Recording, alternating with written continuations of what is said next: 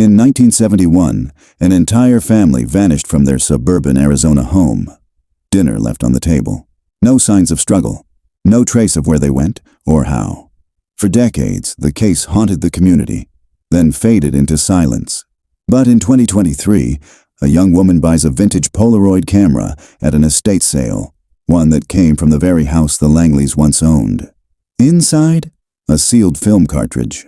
What it captured was never supposed to be seen. Subscribe for more real-life-inspired true crime mysteries. What you're about to hear is based on a case that was buried for over 50 years. Phoenix, Arizona. September 3rd, 1971. The ceiling fan turned slowly above the Langley family's dining table, its blades catching the fading orange light of a desert evening. Shadows lengthened across the floor, stretching from the hallway to the kitchen like fingers reaching for something unseen. Dinner was still warm. 4 plates, roast chicken, canned green beans, and buttered rolls. The glasses were half full. One of them, a small blue plastic cup, had tipped on its side, its contents soaking into a paper placemat colored in crayon by a child's hand. At the table, 2 chairs were tucked in. One was pushed back, slightly angled. The last sat empty but still pulled out, as if someone had left in a hurry. A small wind-up toy dog spun in slow circles on the floor near the living room carpet, its mechanical barks now silenced by time. The family's actual dog, a terrier named Mags, scratched at the front door, whining softly. The front door was wide open. Neighbors would later say they noticed the lights were on well past midnight. That wasn't like the Langleys. Not Edward, who worked sunrise shifts at the power plant. Not Clara, who always tucked the kids in by 8:30. And certainly not Sammy and Beth, 7 and 5, who were never out of sight on a school night. But no one called the police that night. Not yet. It was Clara's sister who found the house the next morning. Everything was quiet. The car was still in the driveway. The beds were unmade, toothbrushes still damp. Clara's purse sat on the counter next to the fridge. Edward's wristwatch, cracked and worn, was in its usual spot on the nightstand. And in the living room, half hidden beneath the curtains, was the family's Polaroid land camera. Strap coiled, lens fogged with fingerprints, flashbulb spent. No bodies, no blood, no sign of forced entry. No farewell note, no ransom demand. Just a house frozen in the middle of life, abandoned mid-sentence. Within 48 hours, the search began. Dogs, helicopters, canvases, phone calls, the case made local, then national news. For weeks. Reporters parked outside the house. Psychics rode in from across the country. Theories ranged from cult abduction to carbon monoxide poisoning to Edward snapping under pressure and killing them all, though no bodies ever turned up. But slowly, as the seasons changed, attention faded. Leads dried up. And eventually, the Langley house was just another tragic address with a cold history. The new owners gutted it in the 80s, stripped the wallpaper, changed the floors, painted over the nursery. But even then, the rooms never seemed to hold warmth. Renters came and went. In time, the property became a foreclosure. Then an estate sale listing, buried among hundreds in a dusty storage lot. No one ever figured out what happened to the Langleys. No one even realized the camera had never left the house. Inside it, untouched for over 50 years, the film waited in the dark. Still sealed, still loaded, still holding what may have been the last images the Langley family ever saw. And in 2023, someone finally pressed develop. The heat pressed down like a hand. Not the dry, sunburned heat tourists imagined when they pictured Arizona, but the kind that seeped into your bones, thick and still and hard to breathe through. Claire Rowe stepped out of her car and immediately regretted wearing jeans. Her shirt clung to her back before she reached the sidewalk. The estate sale wasn't much to look at. Just a sagging one-story house with flaking beige paint and a brown lawn that hadn't been watered in weeks. The porch creaked beneath her steps as she joined the handful of browsers already inside. The air smelled like dust and lemon-scented cleaner fighting a losing battle. Claire moved through the living room slowly, avoiding eye contact with the older couple arguing over a grandfather clock. She wasn't looking for anything specific. She never was. These kinds of sales were her habit, a way to unwind between freelance photography gigs, a ritual she'd picked up after her mother died. Most of the time, she left empty-handed.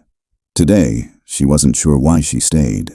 The furniture was dated, sun-faded couches, water-stained coffee tables, a console TV that had probably last worked during the Reagan administration. An old woman in a yellow vest sat near the front door, handing out numbered stickers to buyers. "Is this your listing?" Claire asked, gesturing to the space. "Nope," the woman said, without looking up.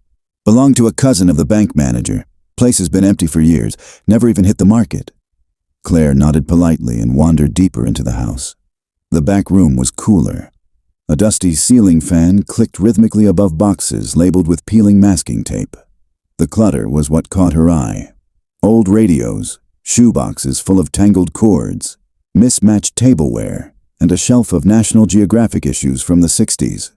A milk crate sat wedged in the corner beneath a pile of kitchen towels. She bent down and tugged it free.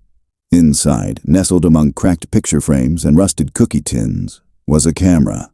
A Polaroid Land Camera Model 210, heavy, cool to the touch, the kind her mother used to carry on road trips. Claire turned it over in her hands.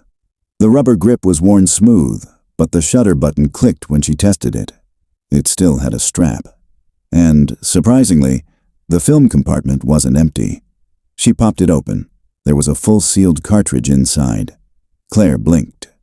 Most people left these things empty to avoid corrosion, but this one looked intact. A strip of yellowed tape stretched across the top, sealing the cartridge shut. Something had been scribbled on the tape in faded ink, almost illegible now. She tilted the camera to catch the light. "Do not develop."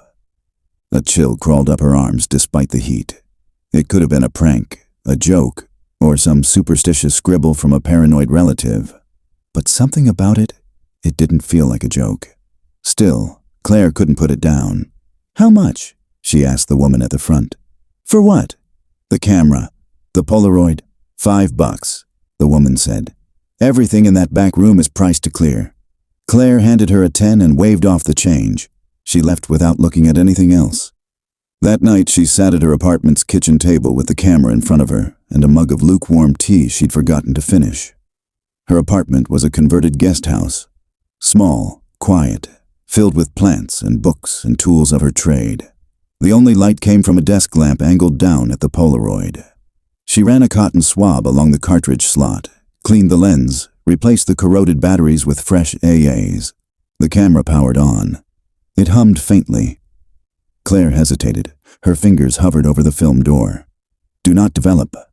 She thought of throwing the cartridge away, or slipping it into her storage box and forgetting about it. But that wasn't who she was. Her brain was already working the angles. If the film was usable, and that was a big if, it might hold photos from the late 60s or early 70s. Maybe it was nothing. Maybe it was gold. She peeled back the tape. The glue had hardened but gave way with a sharp crackle.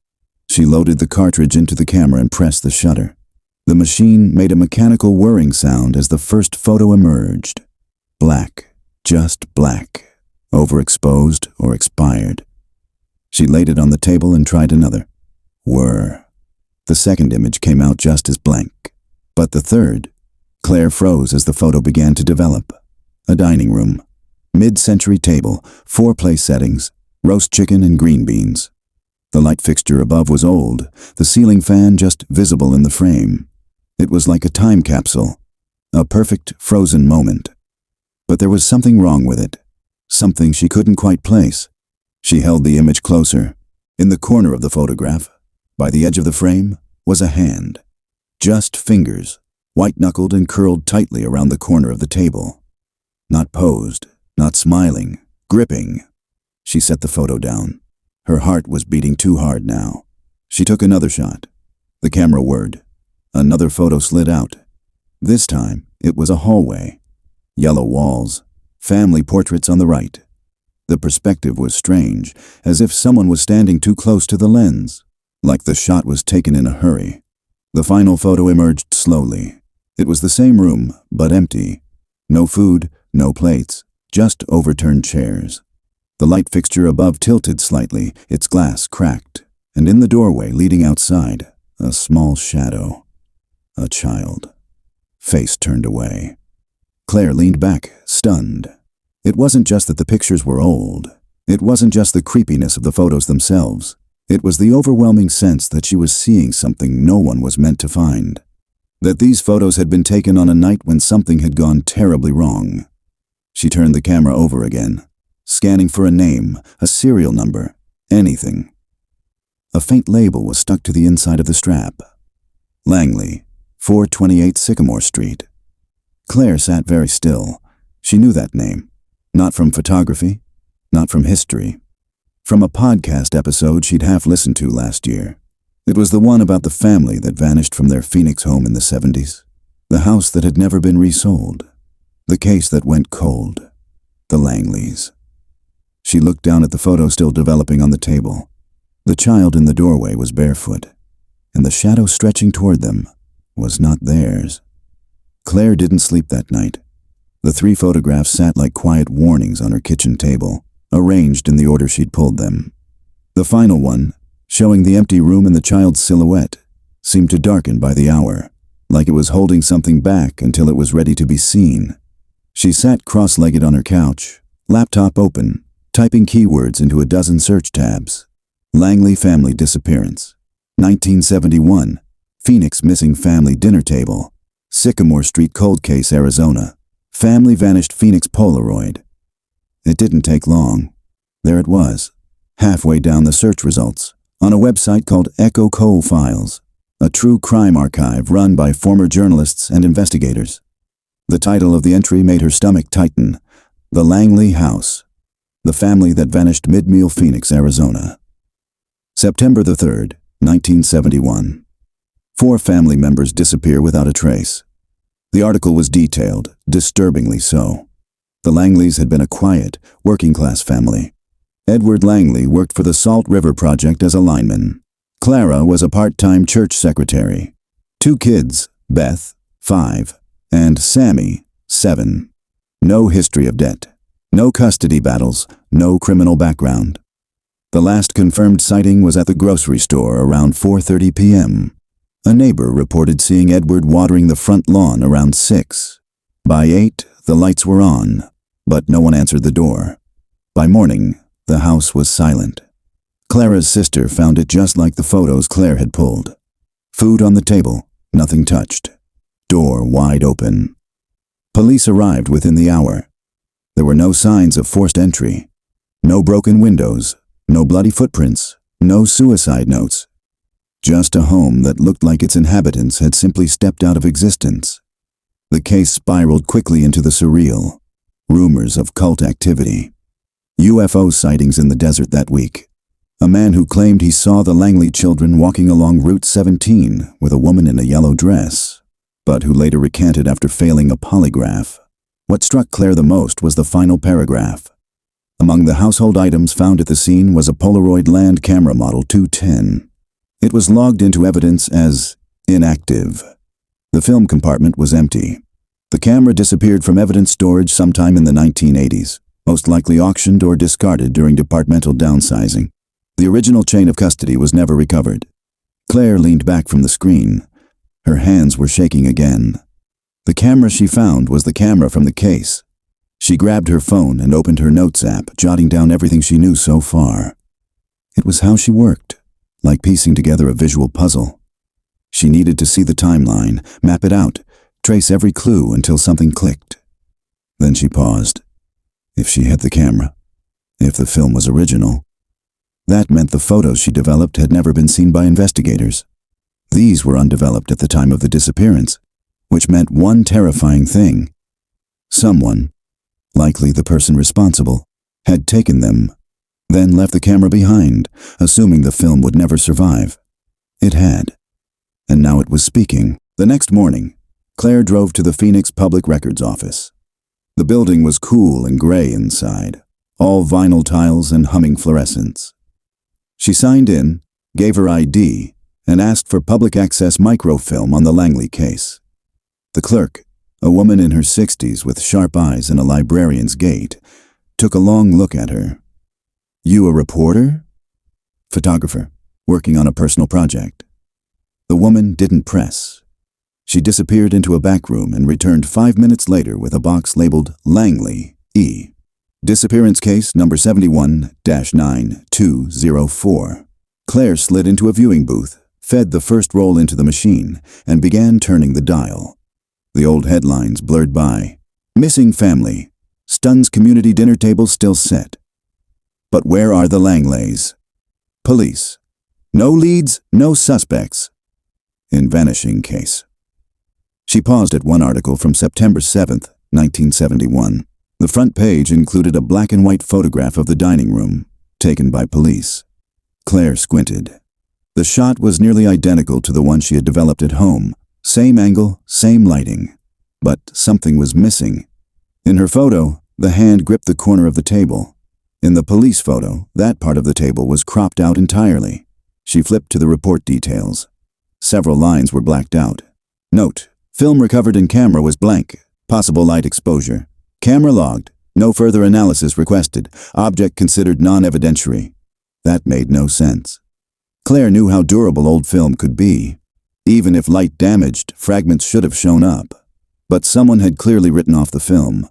Or lied. She leaned back, staring at the screen, unsure if what she was feeling was adrenaline or fear. Something about this case had been deliberately buried. That night, Claire called her friend Dominic Tran, a forensic technician she'd met 3 years ago while shooting a documentary series on cold cases in Flagstaff. He owed her a few favors. "Are you sitting down?" she said after he picked up. "I'm literally slicing pizza over the sink. What's up?" "I need you to run a name through your system." Raul Dreyfus paused. "That's random. It's a lead connected to a missing persons case from 1971. I found photos, ones that were never logged." Dominic sighed. "You're serious?" "I have the actual camera." She heard his breath catch. "Okay, I'll check, quietly. But if it's an active investigation..." "It's not," she said. "It's ice cold. But now it's thawing." Later, Claire couldn't stop staring at the photo with the child. She took out a magnifying lens and examined the edges. The shadow behind the child. It wasn't smoke. It wasn't furniture. It was a figure. Tall, angular, unmistakably human, but wrong. The head was slightly too large for the shoulders. The arms, long, like the elbows bent the wrong way. The face was turned just enough to suggest features, but blurred beyond recognition. Not by motion, but by intent. Claire sat frozen in her chair for a long time. Then she did something she hadn't done in months. She pulled out her recorder and hit record. Log entry 1, Langley House, Polaroid film recovered. 3 photos developed. First, dinner table, full meal, hand visible in frame. Second, hallway, partial blur, off-kilter angle. Third, room empty, child in doorway, unidentified figure behind them. Film appears original. Timestamps missing. Investigative materials from 1971 confirm similar room setup. Evidence suggests someone remained in the house after disappearance, possibly a 5th person never identified, beginning independent investigation.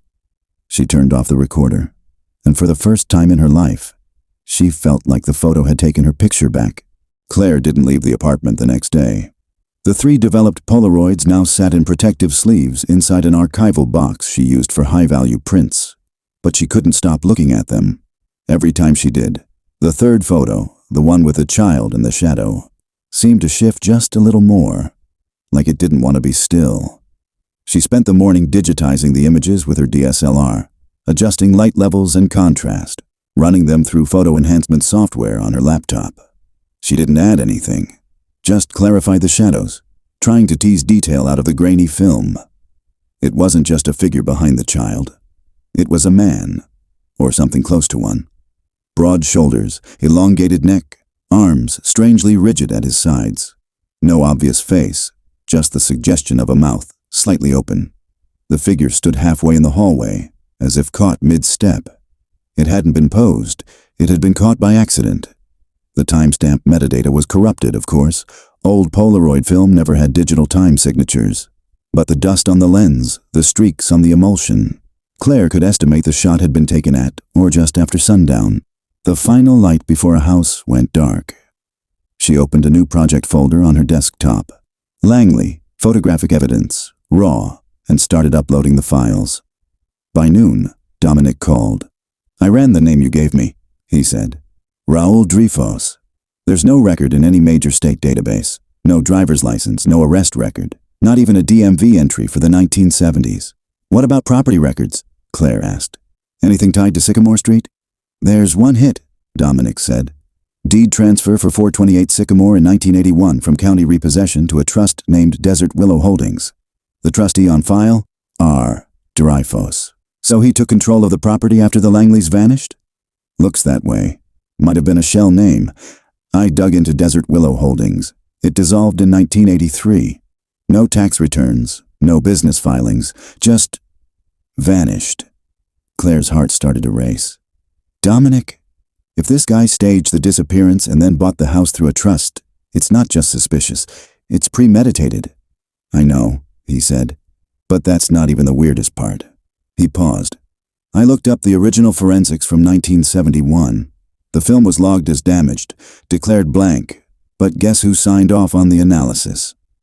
Claire waited. "Detective First Class Vernon Dreyfus." Her skin prickled. "You think they were related?" "Same last name. Small city department back then. Would have been easy to fudge paperwork, especially if you wanted something to disappear." Claire stared at the camera sitting on her desk. "I have Vernon Dreyfus's signature scanned," Dominic added. "Want it?" "Yes. Send everything." That night, Claire pulled the blinds and set the photos out again.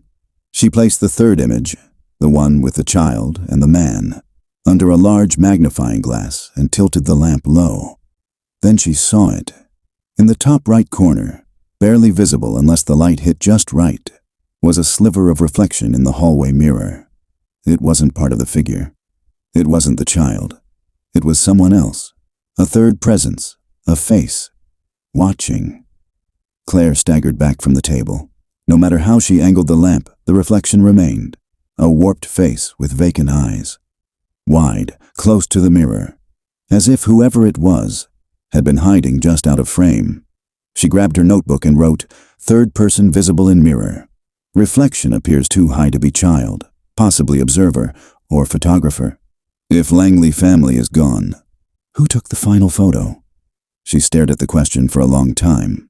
Then she circled it twice. 2 days later, she drove to 428 Sycamore Street. She hadn't meant to go. She told herself it was just curiosity, but when she passed the street on her way to a shoot across town, something in her gut twisted. She made a quick turn, parked, got out. The house stood exactly as it had in the photos. Single story, chipped white paint, overgrown shrubs choking the windows. A real estate sign hung crookedly on the chain-link fence, half covered in vines. "For sale. Bank-owned property." No entry. Without Agent Claire walked the perimeter slowly, camera slung over her shoulder. She shot a few wide angles from the sidewalk, framing the front porch, the kitchen window, the cracked walkway leading up to the door. It was quiet. Too quiet. She moved to the side gate and found it unlocked. Slipped through. In the backyard, weeds stood chest high. A rusted swing set leaned against the fence. One of the chains hung loose, the seat lying flat in the dirt. The slider door was boarded shut. Claire raised her camera, but just before she took the photo, she felt it. A presence. Like someone was standing behind her. She spun around. No one, just dry grass and the groan of cicadas. Still, she didn't take the shot. Instead, she backed out of the yard, returned to her car, and locked the doors. As she pulled away, she glanced back through the rearview mirror. The curtain in the front window moved. Only slightly, but enough to know it hadn't been the wind. Back home, Claire transferred her exterior photos onto her computer and began processing them. She zoomed in on the front window. The curtain had parted, and behind it, half hidden in shadow, was a face.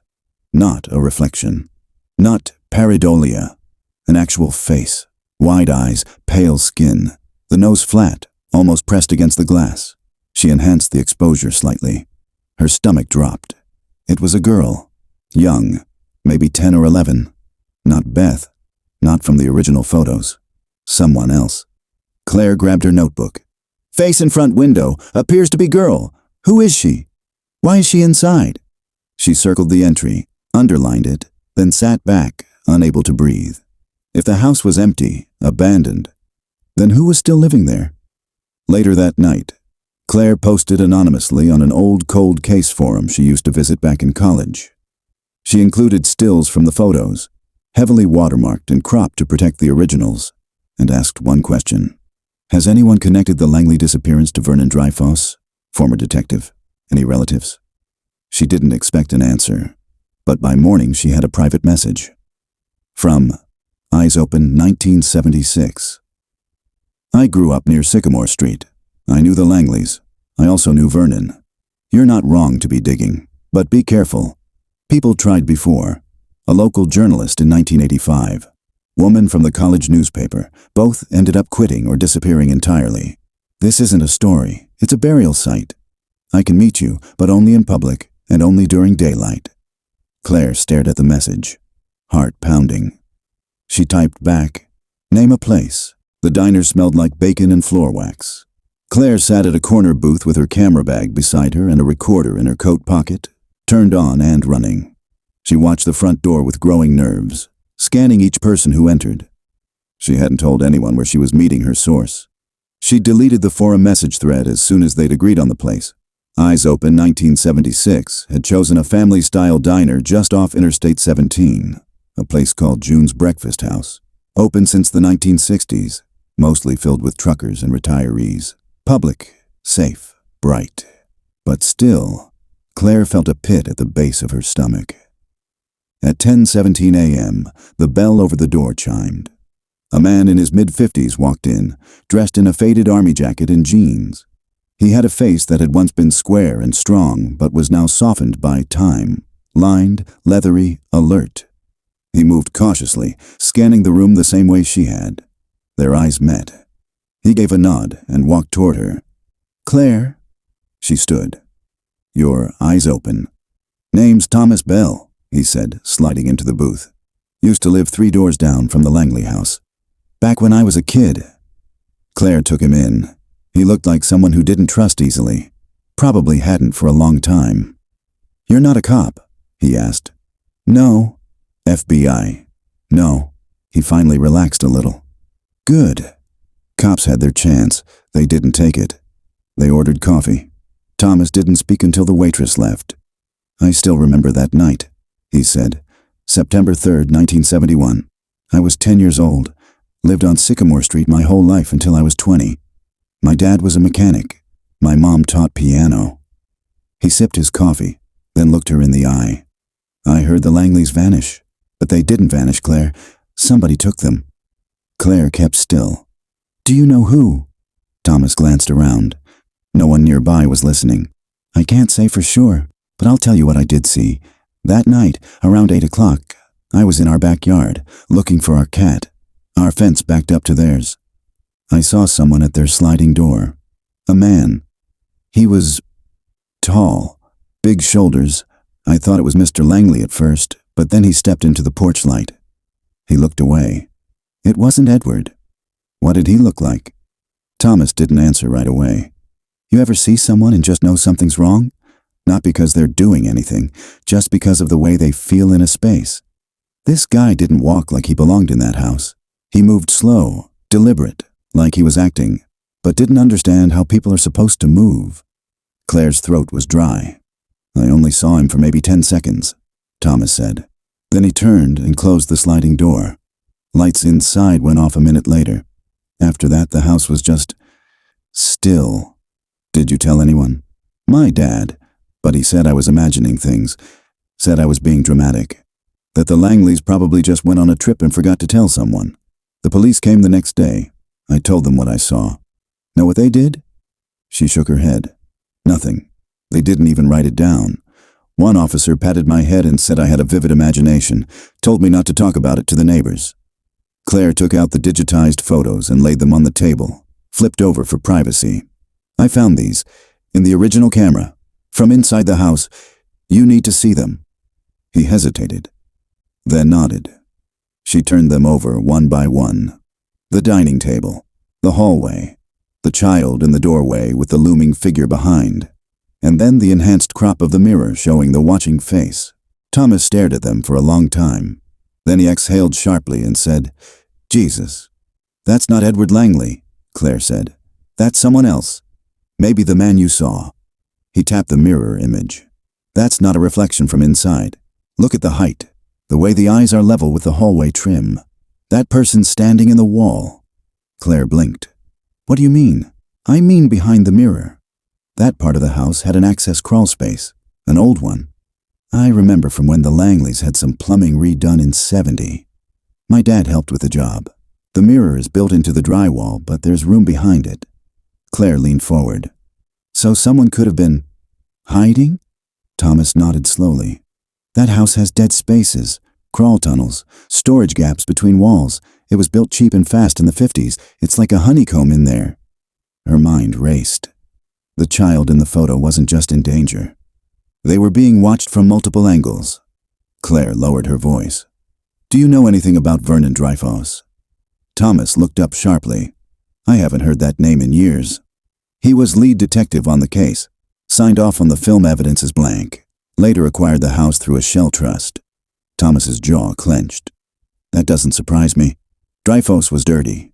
Everyone knew it, but no one had the stones to say it out loud. He was obsessed with that case. Spent more time in that house than anyone else. My dad said he kept going back at night, even when the investigation was closed." Claire's skin crawled. "Why?" "Don't know. But people said they saw lights on when it should have been empty. Sometimes a car parked down the street with the lights off. Dreyfus died in the '90s. Heart attack, I think. But the whispers never stopped. Some say he wasn't just covering something up. They say he lived there for a while. In secret." Claire looked down at the photos again. "Then, who's in the house now?" Thomas didn't answer. Back at home, Claire uploaded her interview recording and filed it alongside the photos. She stared at the enhanced mirror image, now digitally cleaned and sharpened. What if the house had never been empty? What if it had always been watching? She opened her recorder again. Log entry 2. Interview with Thomas Bell, eyewitness from 1971. Confirmed sighting of unknown male at Langley residence same night of disappearance. Description matches figure in third photo. Possible hidden access behind hallway mirror. Implies second photographer or observer. Next step. Re-enter 428 Sycamore. Document wall interiors. Investigate crawl space. Attempt contact with current occupant, if any. She closed her laptop, heart pounding. Then she packed her flashlight, gloves, and camera. Because if the answers weren't in the photos, they were still inside the house. Claire waited until just before dusk. She parked 2 streets over from Sycamore, changed into dark jeans and a black hoodie, and packed light. Just her camera, a small LED flashlight, latex gloves, and a crowbar wrapped in a towel. She told herself this wasn't breaking in. It was reclaiming evidence. Something had happened in that house, and if the system wouldn't chase the truth, she would. As she walked the last 2 blocks, the wind picked up, scattering dry leaves across the sidewalk. The neighborhood was quiet. Half the houses looked vacant, the rest too run down to have security systems. The Langley house sat like a bruise in the middle of it, forgotten and fading, its porch light long dead. Claire ducked behind the side gate and slipped into the backyard. The slider was still boarded up. She knelt by the window nearest the back of the house. The same room shown in the second Polaroid. The screen was rusted at the corners. She pried it off carefully, then pressed her hands against the glass. Unlocked. She hesitated only a moment, then pushed. The window groaned upward on the warped rails. Claire slid inside and landed in the dining room. It was cold, colder than it should have been for an Arizona evening. The air inside felt still, unmoved, like it had been sealed for decades. She clicked on her flashlight and swept the beam across the room. The wallpaper was peeling. The light fixture above the table hung crooked, missing one bulb. Dust coated every surface. The room was frozen, almost just like the Polaroid. But the table and chairs were gone. So were the plates. Only a faint rectangle of cleaner floor tiles remained where the table had once stood. She made her way to the hallway. The floor creaked under her feet. the sound loud in the silence. She passed a faded family photo, Edward, Clara, Beth, and Sammy. All smiling. Beth wore a blue dress with white daisy buttons, the same dress as in the police report, the same dress from the photo. Claire kept moving. The hallway ended at a door, closed but not locked. She pushed it open. It was a bedroom. Pink wallpaper, sun-faded and peeling. Stickers of cartoon animals dotted the closet door. A child's room. The window had been painted shut, and the room smelled of old fabric and dry air. She turned back toward the hallway, and stopped. To her left, halfway between the dining room and the child's bedroom, was the hallway mirror. Large, oval, framed in black painted wood. It was clouded now, but unmistakable. This was where the reflection had been captured. Claire reached out and touched the glass. Cold. She knocked. Hollow. She stepped back and examined the wall. A faint seam ran around the mirror's frame, just wide enough to suggest it wasn't flush with the drywall. She pressed along the edges. One corner gave way. A panel popped loose with a quiet snap. Behind it, darkness, a crawl space. Claire slipped on her gloves, pulled out her flashlight, and crouched down. The opening was tight, maybe 3 feet tall. She angled her headlamp and slid in on her stomach, pulling herself forward on her elbows. The space stretched behind the walls like a narrow tunnel. Beams, old insulation, pipes. She coughed as dust rose around her but kept moving. After 6 feet, she hit a junction, another passage branching off at a hard right, toward what would have been the living room wall. She turned.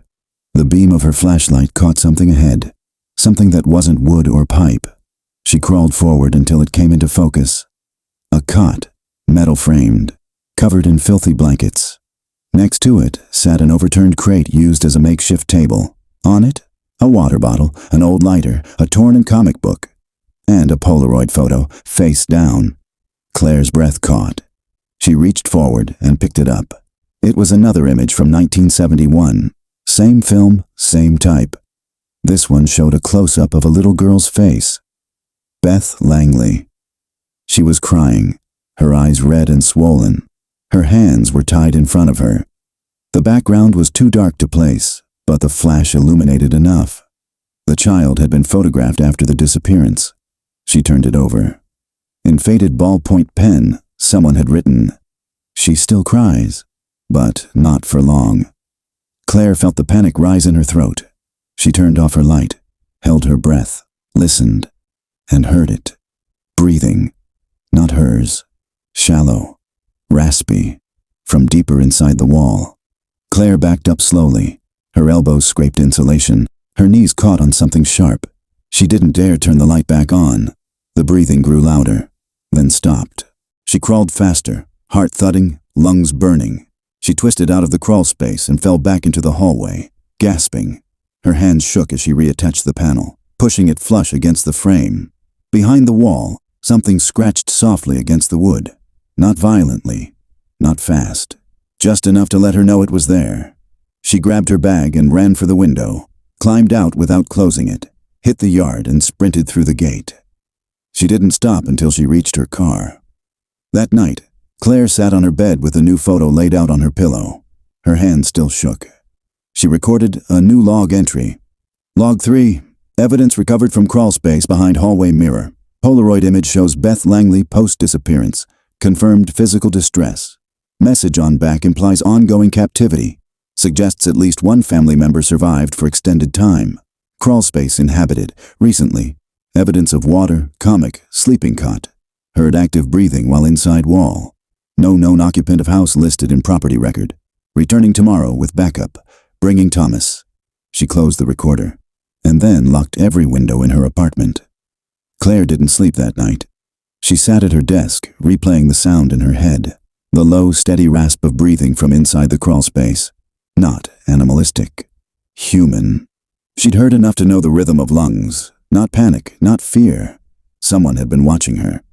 She stared at the Polaroid photo of Beth Langley lying on the desk under a sterile reading lamp.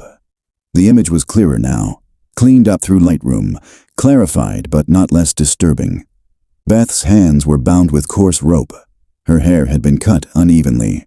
The lighting was harsh, the kind used in basements or closets. A flash with no diffusion, but it wasn't just the girl. Claire had zoomed in. In the left side of the frame, behind the child, near her shoulder, was the soft curve of something metallic, almost hidden behind shadow. The corner of a camera lens. Someone had taken a picture of the photographer. She called Thomas Bell just after sunrise. "I need you to meet me. 10 a.m. sharp. You okay?" "No," she said, "but I think I found where they were kept, and I wasn't alone." There was a pause. "Send me the address again," he said. "I'll bring a pry bar and a crowbar, just in case." They met at a gas station near the Sycamore neighborhood, parked Claire's car behind a shut-down dry cleaner, and walked the remaining blocks in silence. Claire had brought her camera, gloves, flashlight, recorder, and a new item. A handheld Geiger counter, which Dominic had mailed overnight from Flagstaff. Not to check for radiation, but for electrical activity and magnetic interference, anything odd behind the walls. "I don't want to be surprised again," she told Thomas. "You won't be alone this time." They entered the house through the same window. Inside, it was just as cold. The smell was stronger now, something faintly organic, like mold or mildew, mixed with the lingering musk of old insulation. Claire led him to the hallway. "This is it," she said. "The mirror, the hidden spaces behind this panel." Thomas examined it, nodded, and carefully pried it loose. The panel came off clean, and the tunnel gaped open like a mouth. "You really crawled in there?" "Yeah," she said. "And something was in there with me." Thomas clicked on his flashlight. "Let's confirm." Together they entered the crawl space. Claire crawled behind him this time. Her gloves scraped wood and wire. She pointed out the cot, the comic book, the photo.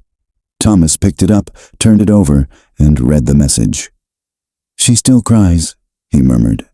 "Jesus." He sniffed. "There's something else." "Do you smell that?" Claire nodded. "Yeah, I couldn't figure it out." Thomas pushed farther, rounding the corner where the tunnel branched. He shone the flashlight ahead and stopped. "Claire," he whispered. "There's more." She crawled up beside him. Ahead, in the narrow space behind the drywall, were boxes, stacked 2 high, 3 wide, nearly blocking the passage. Someone had used the crawl space like a storage unit. Claire's heart pounded. They pushed one box forward. Inside, film cartridges. Dozens, all vintage, all unopened, all labeled in small, spidery handwriting. September 1971, hallway, not developed. October 1971, girl in blue, good framing 1972, teaching room 1974, broken doll 1979, watcher in mirror. Claire's stomach twisted. "These weren't photos taken by the Langley family," she whispered. "They were taken of them, and after." Thomas opened the next box. Inside, Polaroid photos, developed, curled with age. They weren't just of Beth. Some were of Sammy. Some showed Clara, alive, sitting in a chair with her wrists zip-tied, eyes closed, mouth taped. One photo showed all 4 members, posed, standing stiffly in the dining room. A date was scratched into the border. April 1972, a full 7 months after they had officially vanished. Someone kept them alive, Claire breathed. For months, maybe longer. She flipped through the stack. Some images showed strange environments. Concrete walls, narrow bunks, metal doors. A basement, a fallout shelter. Others were worse. One image showed Beth sitting beside an older woman Claire didn't recognize. Both wore matching blue dresses. The girl looked glassy-eyed. The woman's face was turned away. Another image showed cameras, dozens of them, stacked neatly in a wooden cabinet, all different models and ages. All pointed toward a chair in the center of the room. A setup, a studio. Whoever did this, Thomas said, they didn't just hide the Langleys. They documented them. They pulled out the 3rd box and found audio tapes, reel-to-reel cassettes marked with handwritten labels. Session 4, obedience. Beth learns the mirror game. Clara interview, she cries again. Claire stared at them in horror. He recorded everything. She took a photo of each box, carefully labeled and documented everything. Then she paused. "What if this isn't all?" she said. "What if the crawl space connects somewhere else?" Thomas scanned the area. "There," he said, pointing. "That side wall runs parallel with the garage. There might be a false wall on the other side." They backed out slowly, returned to the hallway, and opened the door that led to the attached garage. It smelled of rot and old paint. Cobwebs hung from the ceiling like drapes. The back wall was uneven, sloppily painted over. Thomas ran his fingers along the molding. "Help me." Together they pushed. A soft pop of air escaped as the false panel gave way. Behind it was a narrow storage space, and in the center, a camera, mounted on a tripod, pointed toward the wall, a light above it, a red button beneath the lens. Claire stepped closer. It was recording. The light was on. The battery was full. A wire ran from the base into a power outlet built into the wall. "Someone's been here," Thomas said. "Recently." Claire examined the camera. She touched the button. The light blinked off, the red indicator light. Now dark. Her heart dropped. Because for that light to be on, someone had been recording them the entire time they were in the house. They fled. No photos, no more searching. They climbed out the same window and didn't stop until they reached the street. Claire had one hand on the recorder the whole way. Later, back in her apartment, she documented everything. Uploaded photos, marked the GPS metadata, saved copies in 3 encrypted drives. Then she sat in the dark, shaking, because whoever had lived in the Langley house hadn't just captured the family. They'd been waiting for someone else to find it. And now, they had. Claire didn't open the footage until the next morning. She'd slept on the couch, her laptop balanced on her knees until the screen dimmed. She kept the apartment dark, the curtains shut tight, every door locked. The Polaroid photos and film boxes were stored in a fireproof safe she'd bolted to the floor the week before. And still, she didn't feel safe.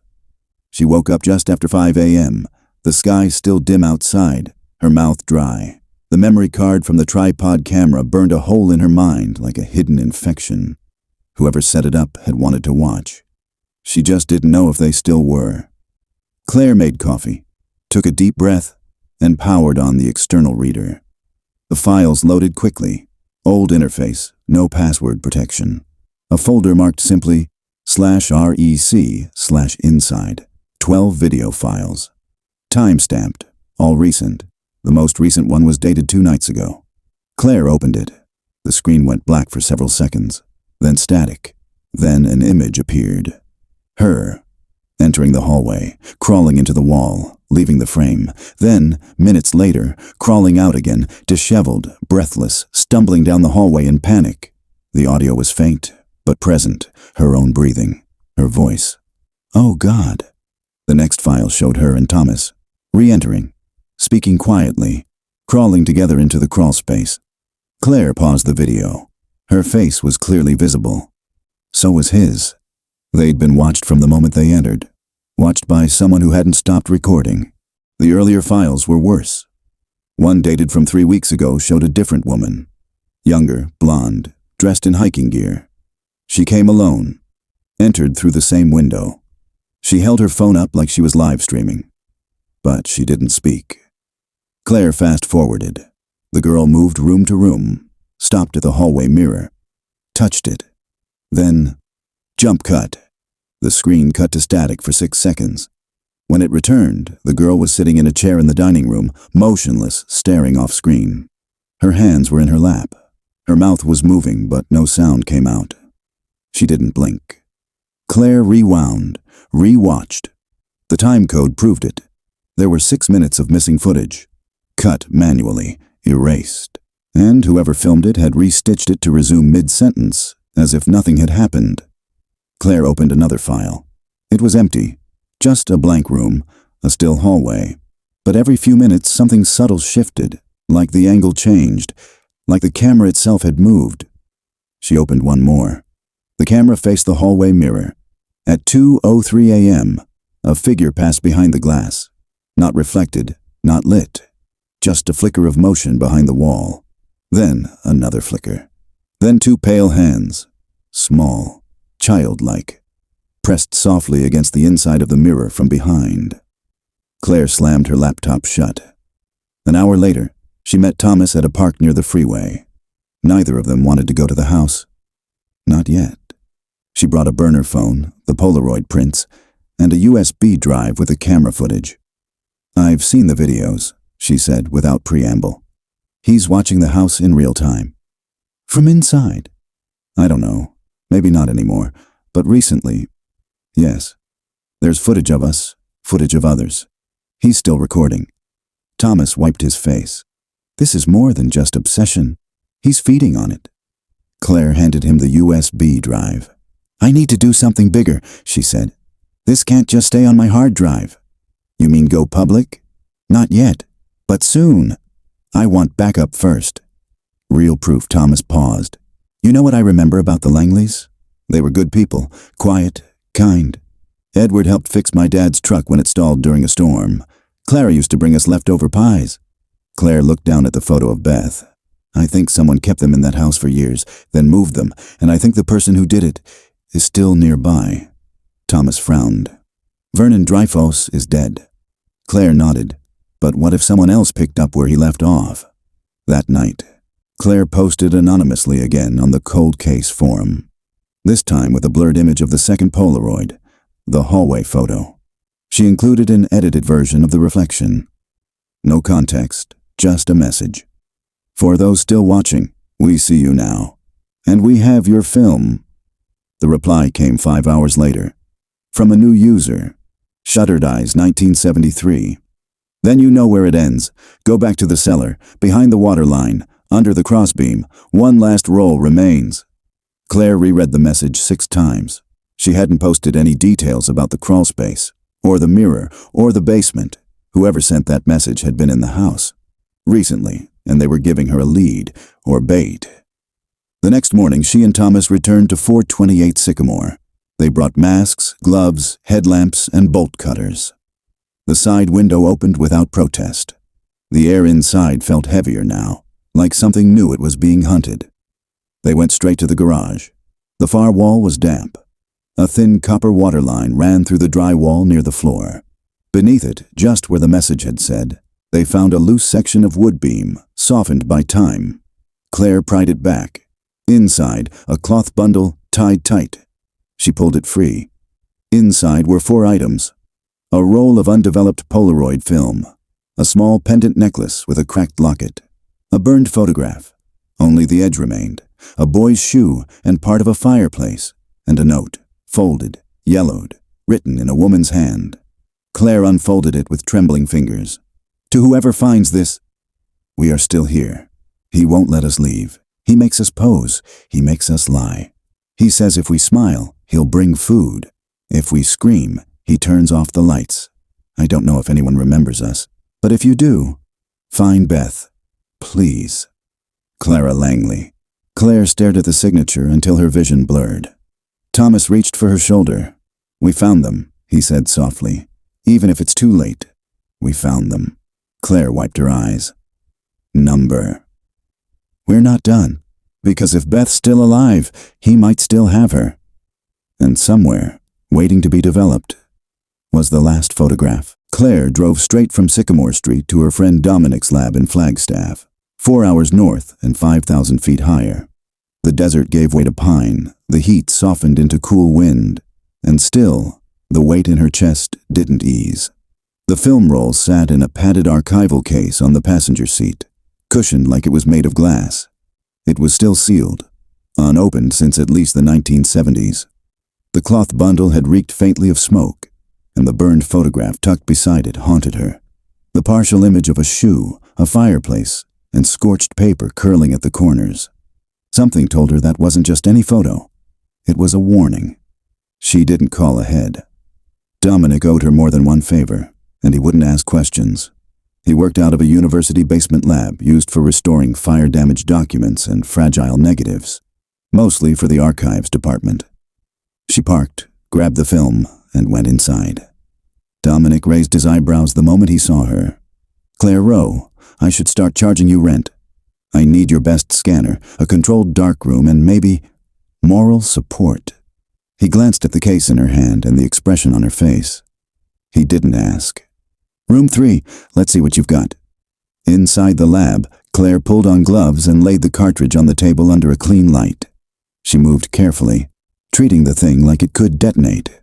It was a Polaroid 108 pack, extremely rare. The chemicals were likely unstable, and the film could be degraded beyond use. But there was a chance. Claire gently peeled the paper seal. The hiss of dried adhesive gave way, and the roll inside gleamed dull silver in the light. "Still intact?" Dominic asked, watching from the corner. "Surprisingly," she said. She loaded it into a restored camera, the same model as the one from the Langley house, and pressed the shutter. The camera made its mechanical whir. A photograph slid out into her hand. Black, expired. She laid it aside and tried again. Another whir. This one developed slowly. Not black, not empty. She turned it toward the light. And froze. It was Beth Langley, but older. She stood barefoot on a concrete floor, wrapped in a blanket, her face half-shadowed. A small chain dangled from her right ankle, barely visible near the floor. Behind her, the outline of a fireplace, the same one from the burned photograph. Claire's voice was tight. "This is post-1971, at least by a decade." "She survived," Dominic whispered. "He kept her alive." Claire shook her head. "Number not just alive. He raised her." She developed the next shot. Beth again, sitting at a table, a Polaroid camera in front of her. But she wasn't looking at it. She was looking past it. Toward someone. Toward whoever was holding the real camera. Her expression was blank. Not afraid, not angry, just resigned. "Next one," Dominic said. Claire pulled the third photo. A blurry image of a man's back. Tall, wearing a black shirt. He was standing in front of the fireplace, hunched over something. There were shelves behind him filled with film boxes, photo albums, and what looked like IDs, passports, laminated cards, names. Claire leaned in. "I need a loupe." Dominic handed her a magnifier. She studied the shelves carefully, squinting at the IDs. One had the Langley surname, another Charlotte Lee, a third Wendy Stone. Different names, different faces, all young women, all with the same distant eyes. "Claire," Dominic said, his voice suddenly strained. She looked up. He was pointing at the next photo developing on the tray. It showed Claire herself, sitting in her car, taken from a high angle. Recent. Her hair was pulled back. She was on the phone. She remembered that moment. It was outside the grocery store 2 days ago. Her throat closed. She hadn't seen anyone nearby. No one had approached, but someone had been close enough to capture her through a long lens. They were being watched. Still. Dominic started sealing the photos into sleeves. "This is serial. It's organized. He's documenting everyone who gets close. You're next." "No," Claire said. "Beth is." Dominic looked at her, confused. Claire pulled out her phone, scrolled to the photo of the girl in the window. She opened the enhanced version. "Remember this? From 2 weeks ago. The face in the Langley house. The one we thought was a girl. I've run it through facial matching. You know who she most resembles?" She zoomed in, placed the Polaroid of adult Beth beside it. Same eyes, same cheekbone curve. "It's her." Dominic blinked. "But she'd be in her 50s. Claire nodded slowly. "So it's not Beth. It's Beth's daughter." Claire pulled out her recorder. Log 4. Subject identification. Final undeveloped film confirms Beth Langley survived at least into her mid-20s. Images indicate continued captivity and eventual adaptation. Subject shown with camera, possibly forced to document others. Multiple IDs visible in background, suggests wider operation. Latest image in roll appears to be surveillance photo of myself, taken 2 days ago. Conclusion: the man behind the camera is still alive, still watching, and Beth's child, presumably born in captivity, remains in the Langley house. She turned off the recorder. Dominic stared at her. "What do we do?" Claire's answer was instant. "We go back." The sky over Sycamore Street was flat and gray when Claire and Thomas returned. They parked 2 blocks away. No cameras this time. No bags. Claire wore a fitted jacket with her audio recorder tucked deep in the inner pocket. Thomas carried nothing but gloves and a roll of duct tape, just in case they had to force entry again. They stood across from the Langley house for a long minute in silence. It was quiet. Still, just like before. But someone had been in that house recently. Someone had taken Claire's picture. And someone, maybe Beth Langley's daughter, was still inside. They crossed the street and walked around the side. The gate was unlocked. The back window, now familiar, opened with a groan. Claire climbed in first. Thomas followed, his boots crunching over dead leaves scattered on the floor. Inside, the house felt warmer, lived in. The dust wasn't quite as thick. The scent of rot was fainter. A hallway light was on, dim, yellow. Claire looked at Thomas. That light was off last time. He nodded once, jaw tight. They moved carefully down the hallway. Claire stopped in front of the mirror. She touched the frame, warm, then movement. Behind the glass, not a shadow, not imagined, a hand, pressed gently against the other side. Small, pale, not dirty, not afraid. Claire whispered, "It's her." The hand didn't move.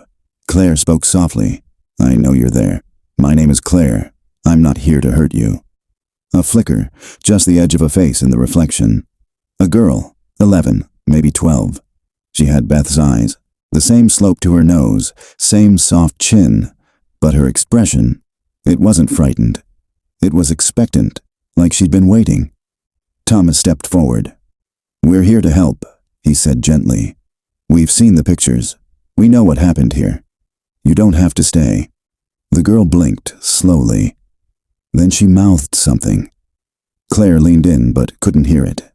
The girl mouthed it again, more clearly this time. "He's still here." Claire's stomach dropped. "Who? Where?" The girl stepped back into the darkness and vanished. Claire knocked softly on the glass. "Wait, please." Nothing. Thomas turned toward the hallway. "We need to find the way in. That's not just a crawl space. She's living in the walls." Claire scanned the molding again. The mirror frame. Her fingers found a seam beneath the left edge. She pressed. A panel shifted open. Behind it, a door. Small, wooden, hand-built. A latch rusted nearly shut. Thomas pried it open. Inside, stairs, descending. They led down into the cellar. The air changed as they stepped inside. Colder, wet, heavy with mildew. They descended the stairs slowly. Claire flicked on her flashlight, the beam cutting through thick shadows. The cellar was larger than expected, 20 by 30 feet, reinforced with concrete and wooden beams. Along the walls were shelves, crates, cabinets, a mattress, a space heater, a plastic tub of clothes, a bed of blankets in the corner. Someone lived here. Thomas whispered, "This isn't abandoned?" "She's been here recently." Claire moved toward a shelf lined with books and notebooks. Most were filled with drawings, simple pencil sketches. A girl in a dress, a woman tied to a chair, a man with a camera, a mirror, a hallway. Each sketch was labeled in a child's hand. She flipped one page. "Mama cries too loud." Claire stopped. She flipped another. "I hide when he comes. I hide in the wall." And another. "He says I am the camera now." Suddenly, a footstep. Upstairs. Claire and Thomas froze. Another footstep. Heavier. Claire killed the flashlight. The cellar dropped into pitch black. The sound came again. Creak. Then another. Someone was in the house. Claire moved behind a support beam, pressing her back to the cold concrete. Thomas ducked beside a shelving unit, silent. The footsteps came down the hall, then stopped above the stairs. For a long moment, silence. Then, a voice. Low, male. "You shouldn't have come back." Claire's skin went cold. The voice was deep, measured, calm. "Do you think I don't know who you are?" he said. "You walk into my house. You touch my things. You steal what isn't yours." A pause. "Beth taught me how to spot people like you. Curious, hungry. You don't want truth. You want a story." Thomas looked at Claire, his eyes wide. "Go," she mouthed. "Now." She reached slowly for her recorder, clicked it on silently in her pocket. The voice continued. "She tried to run once. So did her daughter, but the house keeps them, like it keeps me." Another pause. "She's mine." Then, a door slammed upstairs. Footsteps, running now. Away. Claire waited 10 seconds, then 20. Thomas emerged first. "He's leaving." Claire grabbed her flashlight, turned it on again. She scanned the room for the girl. Nothing. She moved to the mattress, pulled back the blankets. There, a trap door. Barely noticeable, hidden beneath. She opened it. A narrow shaft, ladder built into the concrete, a tunnel leading under the house. Claire turned to Thomas. She has another exit. She's still alive. We need to get out before he comes back. They didn't use the stairs. They went through the tunnel. It was damp, cold, crawling with spider webs. But it came out beneath the broken fence 2 blocks away, in the alley behind an abandoned house. They ran. Didn't stop until they hit the main road. Later that night, Claire uploaded the recorder audio to her laptop. She listened to his voice again, calm, collected, possessive. She opened the last sketch from the notebook. A girl behind a mirror. A woman in chains. And in the corner, drawn faintly in pencil, a man with a camera. Smiling. The next morning, Claire filed an official report with the Prescott Police Department. Not under her own name. Not yet. She created a secure folder, encrypted, time-stamped, cataloged, and submitted audio clips, photographs, and GPS data using a burner laptop from a library computer. She flagged the contents anonymously. Possible evidence: child in danger. Suspected female minor in concealed space at 428 Sycamore Street, believed born in captivity. Psychological and physical risk ongoing. Immediate intervention required. She included 1 audio file, the man's voice from the cellar, and 1 photo, the girl's reflection in the mirror. She watched the progress bar until it hit 100%, closed the browser, and left. By midday, police cars had surrounded the Langley house. Claire parked 2 streets away and watched from a nearby hilltop through binoculars. 6 officers, 1 van. A crime scene tent was erected over the front yard. The window she had used to enter was now boarded shut. A woman in a department windbreaker spoke to someone with a clipboard. Another man, likely from CPS, stood with a medic at the side entrance. Claire's chest tightened. Then she saw her. The girl, wrapped in a silver thermal blanket, eyes wide, barefoot on the grass. She was holding a small stuffed rabbit, hair matted, but alive. Claire watched as paramedics approached gently. The girl didn't resist. She didn't cry. She just kept glancing over her shoulder, back toward the house. Later that evening, Claire met Thomas on his porch. "I saw them bring her out," she said. "She looked like Beth." Thomas nodded slowly. "Did you hear what they found?" "No. They're calling it a survival bunker, but it was more than that. They found 3 rooms, all hidden beneath the house, connected by reinforced tunnels, cameras, journals, food stores. A studio." Claire's stomach turned. And a burned mattress, chains on the floor. What they believe was a confinement room. She had been kept there, Claire. That man, we don't even have a name yet, he raised her in total isolation. Claire looked down at her notebook. And Beth. Thomas hesitated. "They're still looking, but there were blood traces in the deepest room, old, stained into the concrete." Claire closed her eyes. "I think she died down there. I think he buried her beneath the house, or worse." Thomas said nothing. Claire spent that night digitizing the sketches from the basement. Each one a testimony. She filed them in a folder marked Witness, Child of House. Some drawings told of meals in silence, of being taught to speak only when spoken to, of being made to reenact photos from old Polaroids, posed like her mother, posed like others. She recorded another log. Log 5. Police have recovered an unidentified female child from the Langley residence. Child appears to be Beth Langley's biological daughter, based on photographic and genetic indicators. Forensic search confirms presence of confinement rooms, torture equipment, audio evidence submitted. As of tonight, perpetrator remains unidentified. Possible connection to Vernon Dreyfus still under investigation. Next objective, locate Beth Langley's final resting place. She ended the log and stared at the blank screen. Beth's voice had never been recorded, her face frozen only in photos. But her daughter had drawn the truth. The next morning, Claire received an encrypted message. From Shuttered Eyes 1973. "You saw her, but not him. Basement wall, south corner. There is a cabinet. Behind it, the original negatives." Claire didn't wait for Thomas this time. She drove to the crime scene perimeter, parked, and walked until she found the right officer. She held out her press credentials. "I'm not here to interfere," she said, "but I have information. There's something in the basement, behind the south wall." The officer was reluctant. Then Claire said the name, Langley. 5 minutes later, she was escorted inside. The house no longer smelled of mold. It smelled like chemicals from the evidence team. Air purifiers ran in the hall. Plastic sheets covered the furniture. Yellow tape marked every room. Claire stepped down into the cellar once more, this time with gloves, a badge escort, and 2 detectives standing nearby. She moved to the southern wall. "There," she said. The cabinet was bolted to the cement. 2 men helped her pull it free.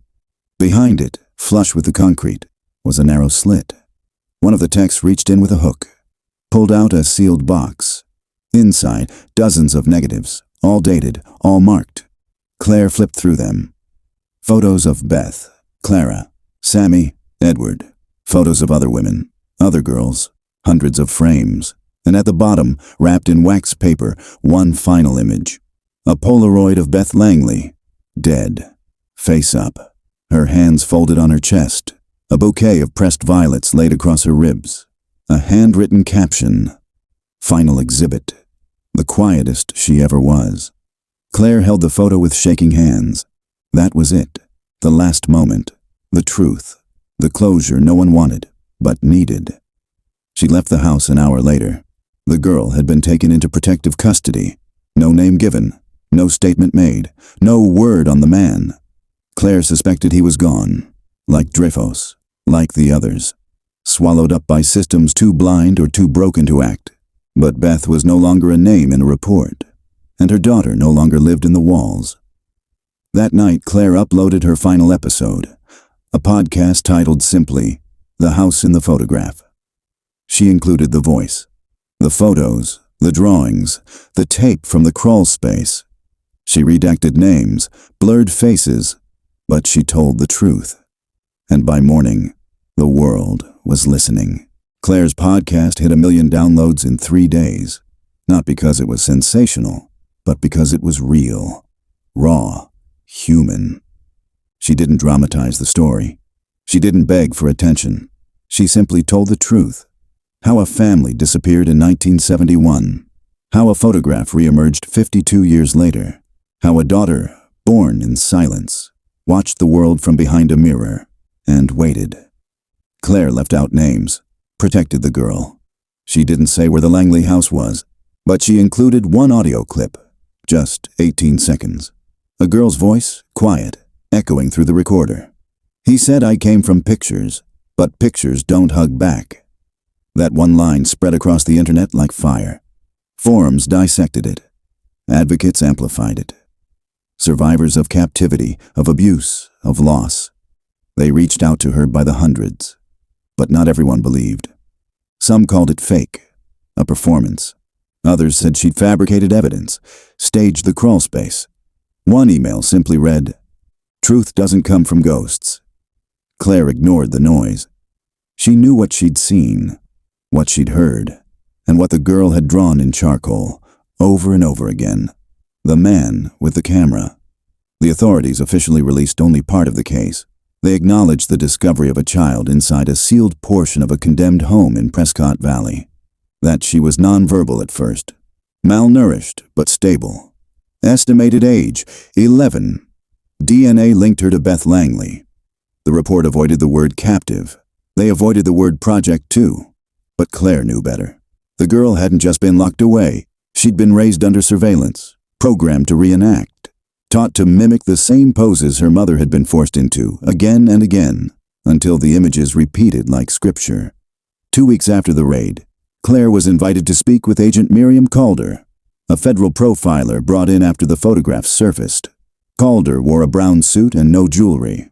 Her office had no decorations except for a single framed newspaper clipping of a solved child abduction case from 1983. She offered Claire tea, which she declined. Then she got to the point. "We believe the man behind the camera was not Vernon Dreyfus, but someone who worked with him, possibly inherited his material, possibly even his methods. Claire nodded. There were dozens of names in those negatives. Some had dates well into the 1990s. This didn't end with the Langleys. No, Calder said. And we're investigating that now. She paused. Would you be willing to consult? Claire blinked. Me? You found her? Calder said. You made the noise we couldn't. That child was weeks away from starving. Your work gave her time. Claire felt her throat tighten. She said nothing. Calder slid a photograph across the table. It was one of the burned IDs from the studio shelf, partially intact. Claire stared at the name. Wendy Stone Dobb, 1977. Disappeared from a rest stop outside of Tucson in 1985, Calder said. Never found. We believe she may have been housed in the same system, same cellar layout. We think Beth may have been forced to care for her. Claire swallowed. So she wasn't alone down there. Calder shook her head. None of them were. That night, Claire sat on her balcony under the stars and stared at the quiet street below. She hadn't gone back to Sycamore Street. She couldn't. But she had the drawings, the tapes, the voice, and the names.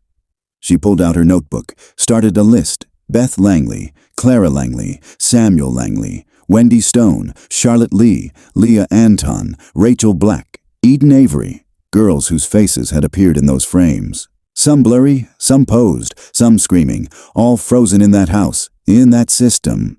Then she added one more. The girl in the mirror. No name yet, no birth certificate, no fingerprints on record, only drawings and silence. But she was real, and she had survived. Claire recorded a new episode, not for the public, just for herself. Log 6, Names in the Dark. There is a girl. She's out now. She wears different clothes, eats hot food, but her eyes are still scanning doorways.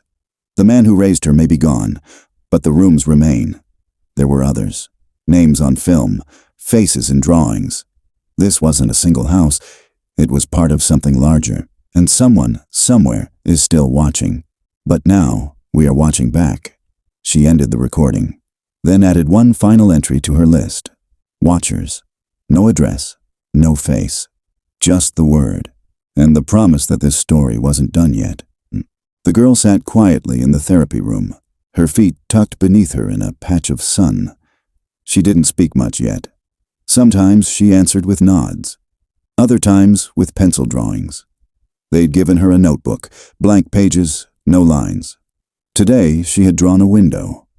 Through the glass, a woman was reaching in, arms outstretched. A camera hung at her side, unopened. The girl had drawn herself on the other side of the window, reaching back. Above the image, she had written just one word, found. Claire stood on the other side of the glass, the real one, a two-way mirror between her and the child. She didn't wave, she didn't cry, she just watched. The therapist beside her spoke softly. We've started calling her Lily. Is that her name? No, the woman said.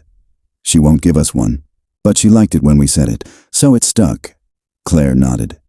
The room was warm, bright, toys scattered on the floor, soft music in the background, a far cry from the concrete cellar she had lived in for years.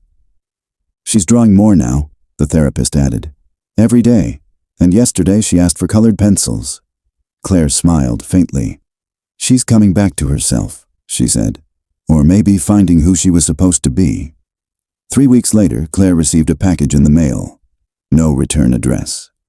Inside, a VHS tape, a pair of gloves, and a single Polaroid photograph. It showed the side of a different house, a boarded window, faint handprints on the inside of the glass. She played the VHS tape on an old deck at the university archive. The screen was static at first. Then, a basement. A woman tied to a chair. The date in the corner, 1986. The name scrawled at the bottom, Wendy Stone. Claire watched for 6 minutes, then stopped. She placed the tape in an evidence bag, took it straight to Agent Calder's office. They're still out there, Claire said. This wasn't one man. It was a network. Calder looked grim. We think you're right. And now we have our first traceable location, Tucson. Claire nodded. I want to be involved. You already are. That night, Claire recorded her final episode in the house in the photograph series. Log 7. Exit frame. The girl from the cellar has a name now. She walks in daylight. She draws in color. But her past still lives in the shadows. Rooms lined with cameras, corners taped with secrets. Beth Langley died beneath her own house. But her daughter lived. And her drawings told us more than photos ever could. This isn't the end. It's just the last frame of one reel. The projector keeps spinning. The watchers are still out there, and now we watch them back. She paused, then added one final line. For Beth, for Lily, for the ones we missed. We see you now. Epilogue 2 months later. Undisclosed location. Lily sat at a desk, crayons scattered around her. She drew a sun, a field, a small house with blue shutters. Then, in the bottom corner, almost as an afterthought, she drew a woman. Thin, gray dress, hollow eyes, watching from the edge of the field. Her name was written in faint, perfect handwriting, Miss July. The case had never mentioned that name. Claire would see the drawing the next morning and freeze, because in the photo archives recovered from the crawl space weeks earlier, one of the photo boxes had been labeled July Series, Initiation. And next to it, in another child's drawing, Miss July always smiles. The frame widened, the mystery deepened, and the house still stood. Empty now, but never silent.